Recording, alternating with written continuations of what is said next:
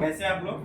ठीक है भाई ठीक साहब। है। तो देखिए इसमें क्या है कि एक आपका जो दिख रहा है एक सर्कल टाइप का है, ठीक है, जैसे चक्र होता है ना, उस तरह से चक्र बनाया गया है इंग्लिश सीखने के लिए। तो क्या है कि बहुत ही सिंपल सेंटेंस दिया गया है, ठीक है। आप लोग यहाँ ध्यान दीजिए, आप लोग यहाँ दीजिए बोर्ड पर ध्यान।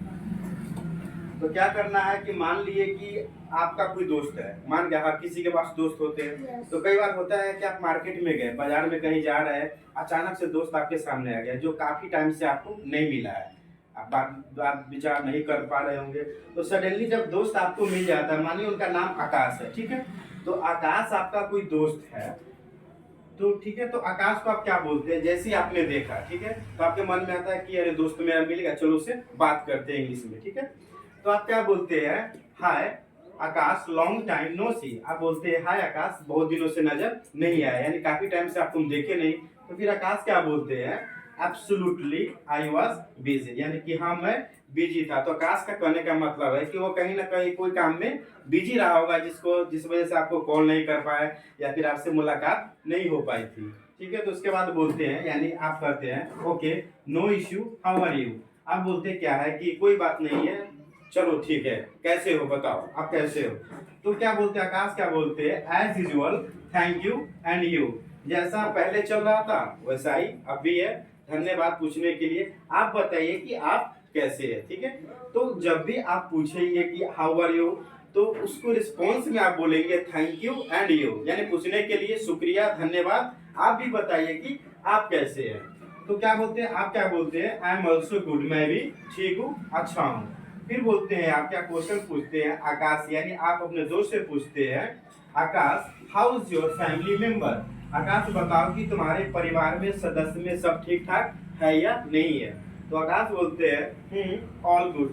हूँ कहने का मतलब है कि आपके साउंड में जब भी हम लोग बोलते हैं हिंदी, तो हूँ हाँ ऐसा आता है ना, आपको ऐसा स्लैंग आता होगा, ठीक है। तो ऐसा जब रिदम आता है तो उसको लिख सकते हैं ऑल गुड। कहने का मतलब है कि अच्छा हो तब पर भी गुड बोलते हैं, और थोड़ा सा खराब भी स्थिति चल रहा हो तो आप ये बताना नहीं चाहते कि घर में सब ठीक ठाक नहीं है, बोलते हैं ऑल गुड, मतलब चलो ठीक है सर, आप उतना एक्सप्लेन नहीं करना चाहते हैं। तो आप क्या बोलते हैं? वेल आकाश लुक्स सो सैड। आप कहते हैं आकाश बट तुम दुखी दिखते हो। आपने कहा सब तो ठीक है, बट क्या कि चेहरे से लग रहा है कि कुछ तो घर में ठीक नहीं है, यानी तुम सैड दिखते हो। आकाश क्या बोलते हैं कि Akash no no I am okay, ऐसा कुछ भी नहीं है, मैं ठीक हूँ, सब अच्छे हैं, ओके। फिर आप बोलते हैं क्या कि अगर अगर ऐसा आपको रिस्पॉन्स मिल जाता है कि दोस्त आपका बोल दे कि आकाश नो नो मैं आई एम गुड, कि मैं ठीक हूँ, तो आपका मन होता है चलो अच्छा ही होगा, ज्यादा आप उसको डीप में नहीं जाते। तो आप बोलते हैं ओके फाइन, चलो ठीक है। कुड यू टेल मी, क्या आप मुझे बता सकते हैं? कुड यू टेल मी यानी कि आप रिक्वेस्ट कर रहे हैं, तो बिना बिनर में आप कुड लगा सकते हैं, कैन नहीं लगा सकते, क्योंकि आप फोर्स नहीं कर रहे हैं, ठीक है ना। तो कुड का प्रयोग करिए जिसमें आपकी विनम्रता हो, यानी कुड यू टेल मी, उसके बाद एक कॉमा दे दीजिए, what do you do nowadays, यानी इन दिनों आप क्या करते हैं, है कि नहीं। चलो आप बताओ कि इन दिनों आप क्या करते हो, लाइफ में क्या चल रहा है। नाउअडेज करने का मतलब है कि अभी आपकी लाइफ में क्या चल रहा है, कोई दिक्कत है, कोई जॉब कर रहे हो, जो भी होगा आप उनको एक्सप्लेन करेंगे। तो आकाश बोलते हैं नथिंग स्पेशल, कुछ ऐसा खास तो नहीं है मेरे लाइफ में जो आपको मैं बताऊं, बट रिसेंटली यानी हाल ही में I have joint English class, यानी कि मैंने हाल ही में एक इंग्लिश क्लास ज्वाइन किया है, ठीक है।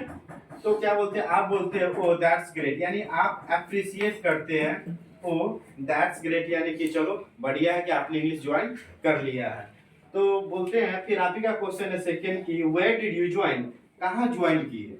इंग्लिश तो ज्वाइन कर लिए, बट आपके मन में होता है इन्होंने इंग्लिश ज्वाइन किया कहाँ है। तो आकाश बोलते हैं I join in PK spoken English class, PK spoken English class in Sumerganj, ठीक है। मैंने सुमेरगंज में PK spoken English class join किया, ठीक है।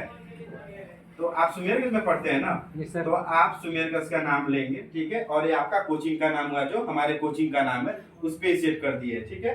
तो PK spoken English class in Sumerganj. फिर बोलते हैं क्या नेक्स्ट पर्सन जो है, यानी कि आपसे जो बात कर रहे हैं दोस्त, वो बोलते हैं ओके सी यू सून, यानी कि ठीक है बाद में मिलते फिर बात करेंगे।